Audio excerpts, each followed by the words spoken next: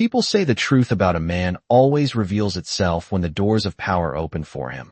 But Emily Carter never imagined that the man she thought was the poorest boyfriend in the city would be the one standing behind those doors when they finally opened. The night the truth began to unravel started with a cold wind sweeping through the marble entrance of the Whitmore Grand Hall, a place Emily had only ever seen in photos online, while scrolling past stories about charity galas and high society dinners that belonged to a world far removed from her own. She stood at the bottom of the wide stone staircase, clutching the thin fabric of her navy dress, the nicest thing she owned, bought on clearance for $40 at a department store 3 months earlier, and suddenly it felt painfully small in a room glowing with crystal chandeliers and polished floors that reflected every light like a mirror. Men in tailored tuxedos and women in gowns that probably cost more than Emily made in a month walked past her without slowing, their quiet conversations blending with the soft sound of a string quartet playing near the center of the ballroom. Emily had almost turned around twice already. She was a waitress who worked double shifts at a cafe in Brooklyn and occasionally picked up weekend catering gigs just to keep her rent paid. Places like this were not meant for people like her. The man at the entrance glanced down at the invitation in her hand, then looked back up at her dress with polite confusion before shaking his head slightly. "I'm sorry, ma'am. This event is private," he said in the calm voice of someone used to turning people away. Emily opened her mouth to explain that the invitation had arrived unexpectedly that morning in a thick ivory envelope with no return address, but the words tangled in her throat as she felt the attention of nearby guests shifting toward her. Embarrassment warmed her cheeks and she lowered her eyes, suddenly wishing she had never come. For a moment she considered leaving quietly, walking the 3 blocks to the subway, and pretending this strange invitation had been a mistake. Then a voice from above the staircase interrupted the moment with calm authority. "Let her in." The room did not grow louder after those words. Instead it did something stranger. It grew quiet. Emily looked up instinctively, following the direction of every other gaze in the hall until her eyes reached the upper balcony where a tall man stood beside the railing. The lighting from the chandelier above him cast a warm glow across his shoulders, and for a second her mind refused to connect what she was seeing with what she knew. The man standing there, wearing a perfectly tailored black suit, was Lucas. Lucas Whitmore. The same Lucas who spent most evenings sitting across from her at a tiny diner booth sharing pancakes because they were cheaper than ordering 2 meals. The same Lucas who drove an old pickup truck with a cracked radio and joked about how the heater only worked when it felt like cooperating. The same Lucas who once told her with an easy smile that he was just another guy trying to get through the week like everyone else. But the Lucas standing on that balcony was not the man she thought she knew. People around her were stepping aside as if the air itself made room for him, and 2 men in dark suits near the staircase lowered their heads slightly when he began walking down toward the ballroom floor. Emily's heart started beating faster as confusion pushed aside her embarrassment. Lucas reached the final step and stopped a few feet away from her, and for the first time that evening the entire room seemed to be watching the same moment. Emily finally managed to whisper the only question her mind could form. "Lucas, what are you doing here?" Emily Carter stood frozen in the center of the grand ballroom as the quiet question she had whispered seemed to dissolve into the enormous space around them. And for a moment Lucas Whitmore simply looked at her with the same calm expression she had seen 100 times before across a small diner table. Except now that familiar look existed in a place filled with polished marble floors, towering crystal chandeliers, and rows of powerful people who were clearly waiting for him to speak. Lucas stopped a few feet away from her, and the men in dark suits who had been standing near the staircase shifted slightly, as if responding to an invisible signal, but Lucas lifted one hand just a little, and they stepped back without a word. Emily noticed something then that made her stomach tighten with confusion. Every person in the room seemed to recognize him. Some guests were watching with curiosity, others with quiet respect, and a few even nodded slightly as Lucas passed, the way people greet someone whose presence carries authority. Emily had spent the past 8 months believing Lucas was a struggling mechanic who took odd jobs around the city. She remembered the grease stains that sometimes marked his sleeves and the way he laughed about living paycheck to paycheck. She remembered evenings sitting on the hood of his old pickup truck while eating takeout burgers and watching the skyline glow across the river. None of those memories fit with the man who now stood before her, wearing a perfectly tailored black suit that probably cost more than her rent for an entire year. Lucas studied her expression carefully, and when he finally spoke, his voice was the same warm tone she had always known, steady and unhurried. "Emily," he said quietly, "I was hoping we could talk tonight." Emily blinked, still trying to understand why the room full of elegant strangers seemed to be holding its breath while he spoke. "Talk about what?" she asked, her voice softer than she intended. Lucas glanced briefly around the ballroom before returning his attention to her. "I should have told you the truth sooner," he said. The words sounded simple, but they carried a weight that made Emily feel as if the ground beneath her had shifted. Before she could respond, a woman in a silver gown approached from the edge of the crowd. Her posture was confident, her smile polished in the careful way people wear when they know everyone is watching. "Lucas," she said smoothly, "the council has been asking where you disappeared to." Then her eyes moved toward Emily with a brief flicker of curiosity. Emily noticed the subtle change in the atmosphere around them. The guests nearby seemed to grow even quieter, and the musicians in the corner slowed their playing as if the entire evening was adjusting itself around Lucas Whitmore. Lucas nodded politely to the woman but did not move closer to her. "I will join them in a moment, Victoria," he replied calmly. The woman gave a graceful nod and stepped away again, but not before studying Emily one more time as if trying to understand why she was standing beside him. Emily looked back at Lucas, her mind racing through every memory she had of the past year. The mysterious phone calls he sometimes stepped outside to answer. The nights when he said he had meetings downtown.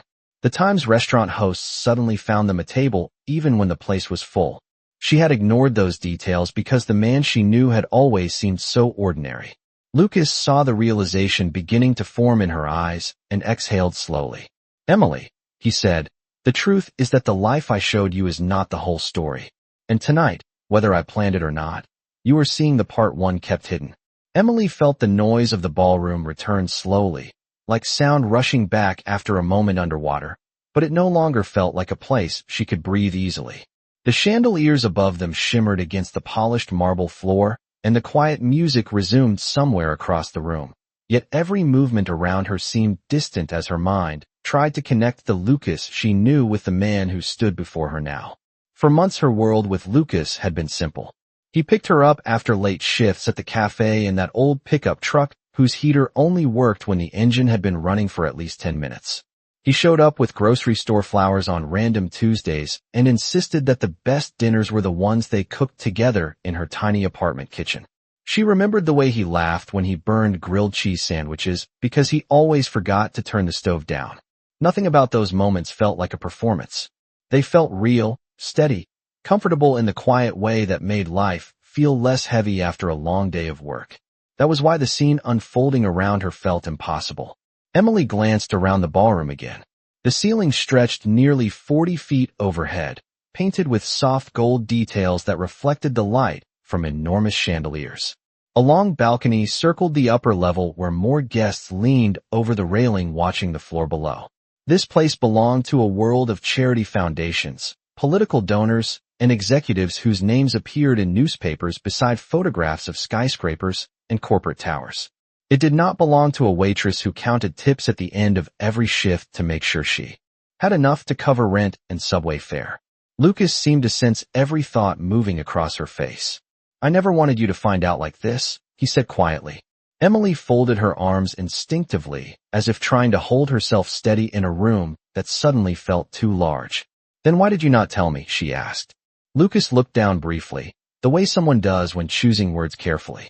"Because the moment people hear my name in rooms like this, they stop seeing me as a person and start seeing everything else that comes with it," he said. Emily searched his face, noticing details she had somehow overlooked before. His posture was straighter tonight, his voice calmer, his movements deliberate in a way that carried quiet authority. Even the people passing nearby seemed careful not to interrupt the space around him. Lucas glanced toward the far end of the ballroom, where several men in dark suits were speaking with a group of older guests beside a long table of crystal glasses. "They have been waiting for me to join them for 20 minutes, he said, almost to himself. Emily followed his gaze and then looked back at him. "Lucas Whitmore," she repeated slowly, the name she had heard whispered moments earlier by someone in the crowd. Lucas nodded once. That is the name most people in this room know. Emily felt a wave of memories rushing through her thoughts again. The strange phone calls he always stepped outside to answer. The expensive restaurants that somehow found them a table even when reservations were impossible. The night a security guard at a downtown hotel greeted Lucas with a respectful nod, even though Lucas had insisted he had never been there before. She had laughed about those moments then, assuming they were coincidences. Now they felt like pieces of a puzzle finally sliding into place. Lucas looked back at her with the same quiet honesty she had trusted from the beginning. "Emily," he said gently, "the truth is that my family has been part of this city for a very long time. And whether I like it or not, people in this room believe that one day I will be the one leading it." Emily felt the words settle in the air between them like a quiet weight that could not be ignored. "People believe that one day I will be the one leading it." Lucas had said the sentence calmly, almost as if he were describing the weather, but nothing about the moment felt ordinary. Emily stared at him, trying to understand how the man who once helped her carry grocery bags up 3 flights of narrow apartment stairs could belong to a world where entire rooms of powerful people waited for his decisions. The music across the ballroom continued softly, yet the rhythm felt distant to her now, like something playing in another building. She looked past Lucas for a second and noticed how several guests were pretending not to watch, while clearly paying attention to every word being spoken. A pair of older men near a long table of crystal glasses had paused their conversation. Even the woman in the silver gown, Victoria Hale, had stopped halfway across the room and turned slightly so she could observe them without appearing obvious. Emily looked back at Lucas and shook her head slowly. "You are telling me that everyone in this room thinks you run this city one day," she said quietly. Lucas gave a small smile that held more patience than amusement. "It is not exactly like that," he replied. "But my family has built a lot of the businesses that keep this city moving. Transportation companies, development projects, investment groups. Over time, people began calling it an empire, even though I never liked that word." Emily felt a strange mix of disbelief and clarity forming in her thoughts. The nights Lucas disappeared for meetings downtown. The expensive restaurants where the staff greeted him with quiet recognition.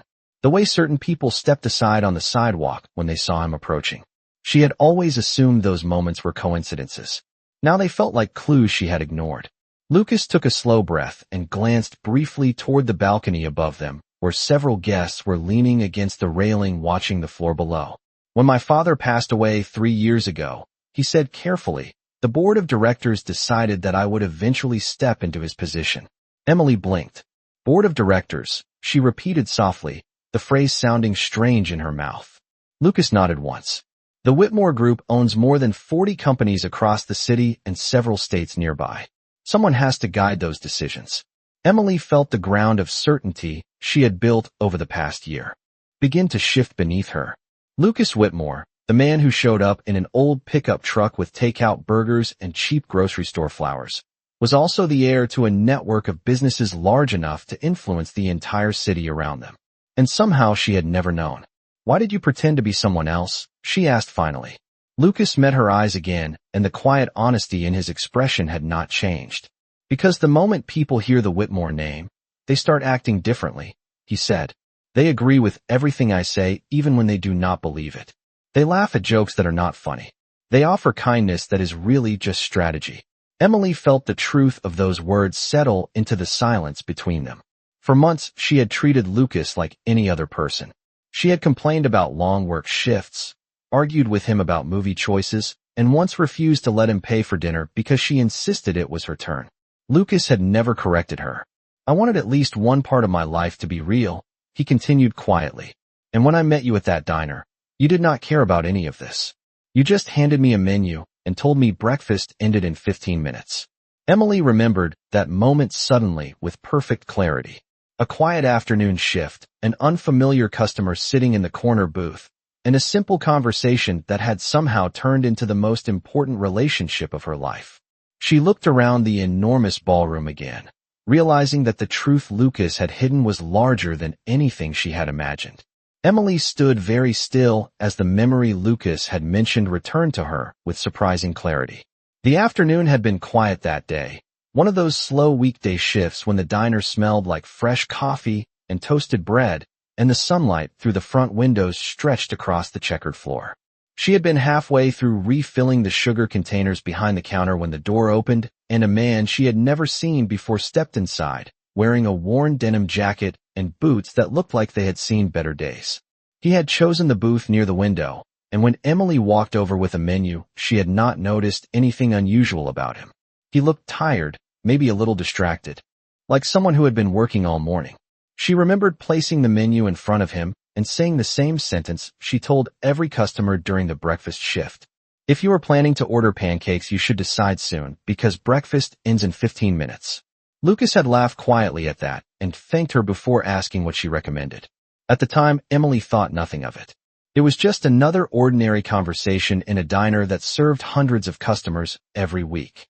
Now, standing beneath the towering chandeliers of Whitmore Grand Hall, that simple moment suddenly felt different. Lucas seemed to notice the same realization crossing her face. That was the first time in years someone spoke to me without already knowing who I was, he said gently. Emily crossed her arms again, not because she felt cold, but because she needed something to steady herself while her thoughts rearranged everything she believed about the past year. You could have told me after we started dating, she said quietly. Lucas did not argue with that. His expression softened slightly, the same way it always did when he realized she was right about something. I know, he admitted. I thought about telling you many times. But every time I imagine that conversation, I also imagine the moment after, when you would start looking at me differently. Emily studied his face carefully, searching for the familiar details she recognized from the quieter parts of their relationship. The way his eyebrows lifted slightly when he was being honest. The way he kept his voice calm, even when he was nervous. Those small signs were still there, unchanged despite the elegant suit and the attention surrounding him. Across the ballroom, the music shifted into a softer melody as waiters carrying silver trays moved between groups of guests. A few people continued glancing in their direction, whispering to one another in low voices. Emily realized that Lucas Whitmore was not just another guest here. He was the reason many of these people had come tonight. Lucas followed her gaze across the room and then looked back at her again. This gala happens every year, he explained. Investors, city leaders, foundation directors. It is a way for them to discuss projects that shape what this city becomes over the next decade. Emily let out a slow breath.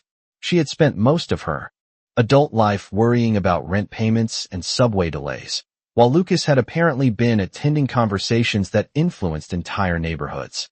Why invite me tonight? She asked after a moment. Lucas hesitated slightly before answering. Because I knew that sooner or later the truth would come out, he said. And I did not want you to hear it from someone else. Emily lowered her eyes for a moment after Lucas spoke those words, feeling the quiet weight of them settle in the space between them. Because I did not want you to hear it from someone else. The sentence sounded simple, but it carried something deeper that made her chest tighten slightly. For the past year she had believed that she understood Lucas completely. She thought she knew the rhythm of his life, the places he liked to go on quiet evenings, the way he preferred coffee with a little too much sugar, and the calm patience he showed whenever she talked about the small struggles of her day. Now she realized that entire parts of his world had existed just beyond her view the whole time. The ballroom around them continued moving slowly, conversations drifting through the air while waiters walked between groups of guests holding polished silver trays. A tall glass wall along one side of the hall revealed the city skyline outside, thousands of lights stretching across the night like a living map of streets and towers. Emily had lived in that city for years, yet tonight it suddenly felt like she was seeing it from a distance for the first time. Lucas noticed the direction of her gaze and followed it briefly before speaking again. My father used to say that every light out there belongs to someone who trusts this city to work tomorrow the same way it worked today, he said quietly. Emily looked back at him. And you are the one who is supposed to make sure that happens, she replied. Lucas gave a small nod. That is what the board believes. That is what many of the people in this room expect. Emily studied his expression carefully, noticing something she had never seen clearly before. Responsibility. It was not arrogance or pride. It was the steady seriousness of someone who understood that many lives were connected to the decisions he would eventually make. For a moment, she remembered the Lucas who had helped her fix the broken light above her apartment sink, standing on a chair while holding a screwdriver and joking that he was probably the least qualified electrician in the city. The memory felt both familiar and strangely distant now. A few steps away, Victoria Hale had returned to speaking with two older guests, but her attention still drifted occasionally toward Lucas and Emily. Several other people nearby seemed to be waiting as well, their posture patient but expectant. Emily noticed the subtle pressure of the room again. "Everyone here is waiting for you to go back to them," she said quietly. Lucas glanced toward the group near the far side of the ballroom and then back at her. "They will wait a little longer," he answered calmly. Emily shook her head slightly. "Lucas, these people run companies and foundations, and half the city council probably listens to them. You cannot just keep them waiting because of me." Lucas looked at her for a long second before responding. "Emily, tonight was never really about the gala," he said. "It was about making sure you heard the truth from me before the rest of the city started talking about it." Emily felt a small, uncertain laugh escape her breath. "I think the rest of the city already knows a lot more than I do," she said. Lucas did not disagree with that. He simply watched her carefully, as if waiting to see whether the person who had treated him like an ordinary man for the past year would still be standing there after learning the truth. The silence between them stretched for a moment, filled only by the distant music and the soft murmur of voices around the room. Then Emily finally lifted her head again and met his eyes with quiet determination. "Lucas Whitmore," she said slowly, "I think it is time you explain everything."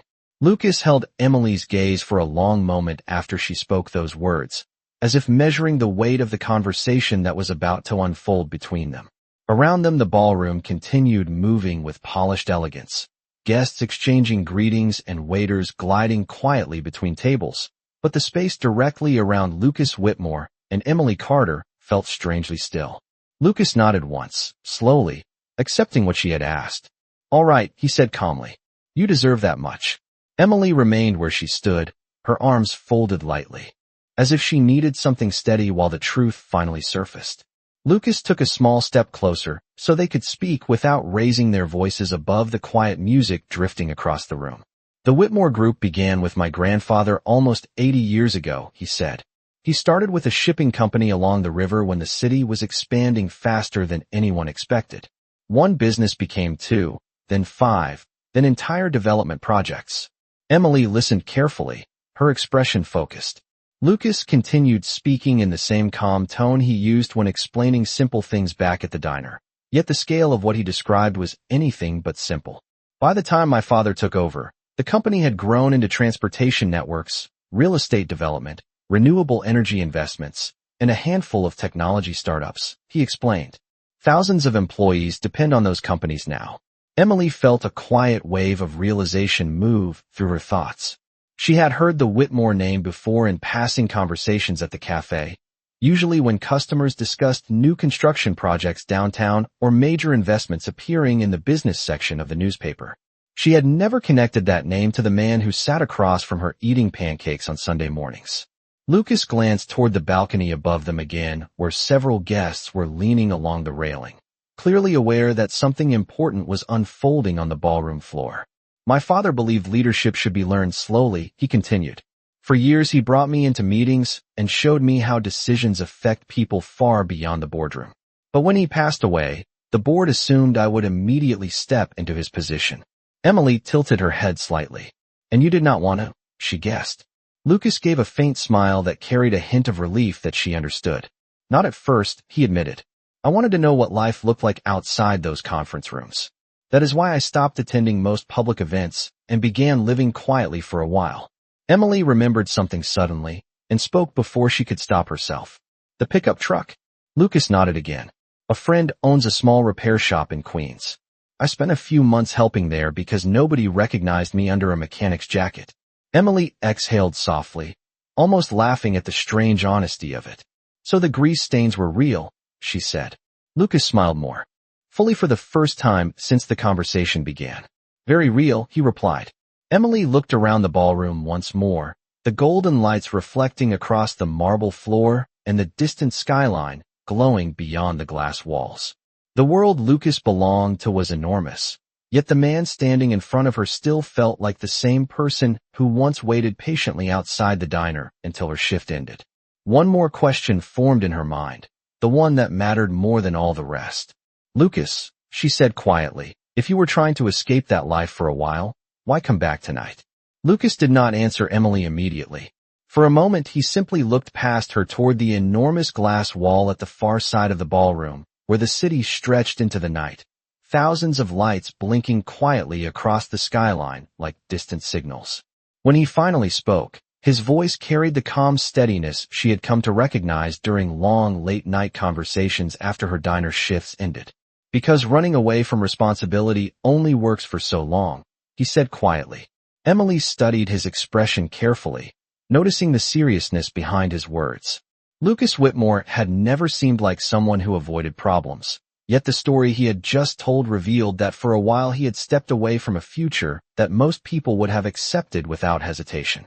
Across the ballroom, the group of executives and city leaders Lucas had mentioned earlier were still gathered near the long crystal table, their conversations occasionally pausing as they glanced toward him. It was clear they expected him to join them soon. Lucas followed Emily's gaze and nodded slightly. "The board scheduled tonight's meeting months ago," he explained. "It is not only a gala. They are announcing the next phase of the city development plan." Emily raised an eyebrow slightly. "That sounds like something that would end up on the front page of every newspaper tomorrow morning," she said. Lucas allowed himself a small smile. "It probably will," he admitted. Emily folded her arms again, her thoughts turning carefully through everything she had heard during the past few minutes. For the first time she realized that the night might not only be important for Lucas. It might be important for the entire city outside those towering glass walls. "So you came back tonight because they expect you to take your father's place," she said slowly. Lucas did not deny it. "That is part of it," he replied. "But it is not the whole reason." Emily waited. Lucas turned slightly, so that the lights from the chandeliers above reflected softly across his face. "When my father was alive, he used to tell me that leadership is not about control," he said. "It is about knowing who you want standing beside you when the difficult decisions arrive." Emily felt a quiet pause settle in the conversation again. The words sounded personal, and the way Lucas looked at her made it clear he meant them that way. Around them, the music shifted to a slower melody as the string quartet moved into the next piece. A few couples began walking toward the center of the ballroom floor, while others returned to their conversations near the tall windows. Emily glanced toward the balcony again, where several guests still leaned against the railing watching the scene below. "Lucas Whitmore," she said quietly after a moment, "are you telling me that I was supposed to find all this out tonight, while the entire city's most powerful people were standing in the same room?" Lucas gave a soft breath that almost sounded like a laugh. "I hoped the conversation would happen before you walked through the front doors," he admitted. Emily tilted her head. "But instead I arrived and discovered that my boyfriend is apparently the future leader of half the city." Lucas nodded once. "Something like that," he said. Emily looked around the ballroom again, letting the reality of it settle slowly into her thoughts. The elegant marble floor, the towering ceilings, the carefully dressed guests who seemed to move through the room with practiced confidence. None of it felt like her world. Yet Lucas had invited her here anyway. Lucas watched her quietly, waiting for the reaction he could not predict. "Emily Carter," he said gently, "the only question that matters now is whether the person who met me in that diner booth still sees the same man standing here tonight." Emily did not answer Lucas right away. The question he had asked hung quietly between them, almost louder than the music filling the ballroom. Around them, the elegant crowd continued moving with calm sophistication, but for Emily the world had narrowed to the space directly in front of her. She studied Lucas carefully, not the tailored suit or the polished setting surrounding him, but the details she had always recognized. The steady way he held her gaze, the patience in his posture, the familiar warmth that had never disappeared even when the truth had changed everything else about the night. For months, she had known Lucas as the man who waited outside the diner until her shift ended because he did not want her walking home alone. The man who once spent an entire Saturday afternoon helping her fix a broken cabinet door in her kitchen, even though neither of them had any real idea what they were doing. The man who listened without interrupting when she talked about the long hours and small frustrations of working two jobs just to keep her life steady. None of those memories felt fake. Emily glanced briefly toward the glass wall again, where the skyline stretched endlessly into the distance. The city lights shimmered across the dark river like thousands of tiny reflections, each one belonging to someone living a life far removed from the decisions being discussed inside Whitmore Grand Hall tonight. Lucas followed her gaze quietly, but did not interrupt her thoughts. Emily finally looked back at him and exhaled slowly. "You know what is strange about all of this?" she said. Lucas raised an eyebrow slightly, waiting. "I spent the entire past year believing you were the least complicated person I had ever met," Emily continued. "Now I am standing in a ballroom surrounded by people who probably run half the companies in this city, and they all seem to be waiting for you to take charge of something enormous." Lucas smiled faintly at the honesty of that observation. "That does sound strange when you say it like that," he admitted. Emily tilted her head slightly and studied him again. "But when I look at you right now," she said slowly, "I still see the same man who burned grilled cheese sandwiches because he refused to turn the stove down." Lucas laughed softly at that memory. "Those sandwiches were still edible," he said. "Barely," Emily replied with a small smile of her own. The tension between them eased just enough for both of them to breathe again. Emily lowered her arms and let them rest at her sides as the final pieces of her decision settled into place. Lucas Whitmore might belong to a world of corporate boards, development projects, and city leaders, but the man she had spent the past year with had never treated her like someone outside that world. He had treated her like an equal from the beginning. Emily Carter looked at him with quiet certainty now. "Yes," she said. Lucas waited. "Yes, I still see the same man." Lucas did not move for a second, as if the answer carried more relief than he expected. Then his shoulders relaxed slightly for the first time that evening. "That means more to me than you probably realize," he said quietly. Before Emily could respond, the soft sound of a microphone being tapped echoed gently across the ballroom. Conversations began to quiet as guests turned toward the raised platform near the center of the hall where a small podium had been placed beneath the largest chandelier. Lucas glanced toward the stage and then back at Emily. "It looks like the announcement is about to begin," he said. Emily followed his gaze, unaware that the moment unfolding in the next few minutes would reveal exactly how deeply Lucas Whitmore's future was connected to the city outside those glowing windows. The gentle tapping sound of the microphone echoed once more through Whitmore Grand Hall, and the conversations across the ballroom gradually faded into quiet attention. Guests turned toward the raised platform beneath the grand chandelier, where a tall silver podium had been placed, and a distinguished older man stepped forward with the calm confidence of someone accustomed to speaking in rooms filled with powerful people. Lucas and Emily both watched as the man adjusted the microphone slightly and offered a polite smile to the audience. "Good evening, ladies and gentlemen," the man began, his voice carrying smoothly through the hall. "Thank you all for joining us for this year's Whitmore Development Gala. As you know, tonight marks an important moment for the future of our city." Emily felt the room shift subtly around them as people listened closely. Some guests moved nearer to the stage while others paused beside the tall windows, holding glasses of sparkling water or wine while focusing on the speaker. The man continued speaking about transportation expansions, housing projects, and sustainable energy investments that would shape neighborhoods across the city over the next 10 years. To Emily, the words sounded enormous in scale, the kind of plans discussed in newspapers and television interviews, yet everyone in the room treated them as familiar topics. Lucas stood beside her quietly, his attention fixed on the stage. Emily glanced toward him and noticed something in his expression that had not been there earlier. It was not nervousness exactly, but a quiet readiness, as if he already knew what the next part of the evening would require from him. On stage, the speaker paused briefly and looked toward the crowd with a warm expression. "Many of you here worked closely with Robert Whitmore during the past 3 decades, he said.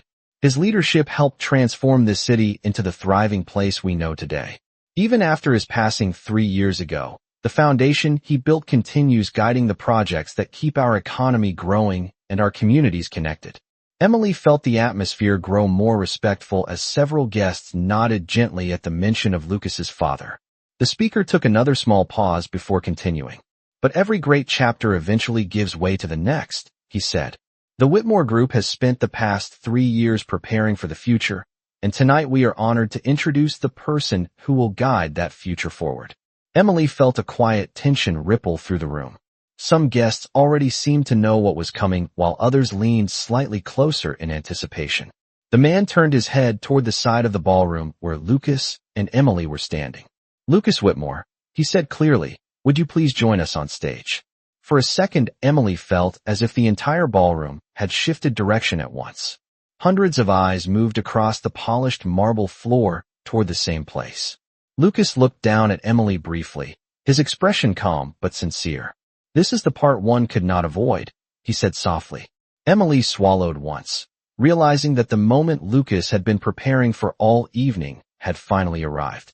Around them, the guests stepped slightly aside, creating a natural path toward the stage as if the room itself understood the importance of the moment. Lucas offered Emily one last reassuring look before beginning to walk across the ballroom floor toward the podium beneath the towering chandelier where the future of the Whitmore legacy was waiting. Lucas Whitmore walked across the marble floor with calm, measured steps, while the quiet attention of the entire ballroom followed him. The chandeliers above reflected golden light across the polished surface beneath his shoes, and for the first time Emily truly saw how naturally he carried himself in this world. It was not arrogance or pride. It was familiarity, the kind that comes from growing up surrounded by rooms like this one and conversations that shaped entire neighborhoods. Guests stepped slightly aside as he passed, some nodding respectfully, while others watched with thoughtful curiosity. Emily remained near the edge of the crowd, her hands loosely folded as she followed his movement toward the stage beneath the largest chandelier in the hall. When Lucas reached the steps leading to the platform, the older man who had been speaking greeted him with a warm handshake before stepping aside to allow him to approach the podium. The room grew completely silent. Lucas paused for a moment, looking out across the audience before speaking. "Thank you all for being here tonight," he began, his voice steady through the microphone. "Many of you knew my father far better than I did when I was younger. You worked beside him during the years when this city was changing faster than anyone expected." Emily listened carefully as Lucas continued, realizing that the quiet sincerity she knew from their private conversations had not changed simply because he now stood in front of hundreds of influential people. He spoke about his father's belief that successful businesses carried responsibility beyond profits, that development meant building communities where families could grow safely and where opportunity remained open to everyone willing to work for it. Several guests nodded in agreement as Lucas spoke. It was clear that many of them respected not only the Whitmore name, but the principles connected to it. After a moment, Lucas rested his hands lightly against the sides of the podium and took a small breath before continuing. "When my father passed away, I was not certain that I wanted to stand here one day," he admitted honestly. "For a few years I stepped away from the boardrooms and conference tables because I wanted to understand something important first." The audience remained silent, listening closely. Lucas glanced briefly toward the far side of the ballroom, where Emily stood among the guests near the tall windows overlooking the skyline. Emily felt her heart beat slightly faster when she realized he had looked directly at her. "I wanted to understand what life in this city feels like for the people who are not sitting in rooms like this one," Lucas continued. "The people who wake up early to open cafes, drive delivery trucks, repair apartment buildings, or serve customers who rarely notice how much work goes into keeping a city alive every day." A quiet murmur of approval moved through the audience. Lucas straightened slightly, and his voice grew stronger with quiet conviction. "The future of this city will not be decided by one family or one company," he said. "It will be built by every person who believes that opportunity should remain open to anyone willing to pursue it." Emily watched him carefully, realizing that the man she knew had never been pretending to be someone simpler than he truly was. Instead, he had been searching for a way to carry the weight of his responsibilities without losing the part of himself that believed in ordinary people and their everyday lives. Lucas Whitmore looked across the ballroom once more before finishing his thought.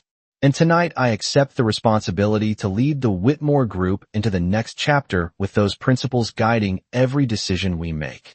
For a moment after Lucas finished speaking, the ballroom remained completely silent, as if everyone present was absorbing the meaning of his words. Then the quiet broke into a wave of applause that spread across the hall beneath the glowing chandeliers. Executives, investors, city officials, and community leaders all joined in the respectful sound that echoed gently against the tall marble walls. Emily stood among the guests near the glass windows, watching Lucas Whitmore on the stage while the applause continued around her. She had known him as someone who preferred small conversations over late-night coffee, someone who laughed easily when simple things went wrong. Yet the man standing behind the podium now carried the attention of an entire room without hesitation. Lucas acknowledged the applause with a modest nod before stepping slightly away from the microphone. The older man who had introduced him earlier returned to the podium and spoke briefly about upcoming development plans and the partnerships that would guide the city through the next decade. As the formal announcement concluded, the atmosphere in the ballroom shifted again from quiet attention to lively conversation. Guests began discussing Lucas's speech, some exchanging thoughtful comments while others approached the stage to greet him personally. Emily remained where she was for a moment, letting the reality of everything settle into her thoughts.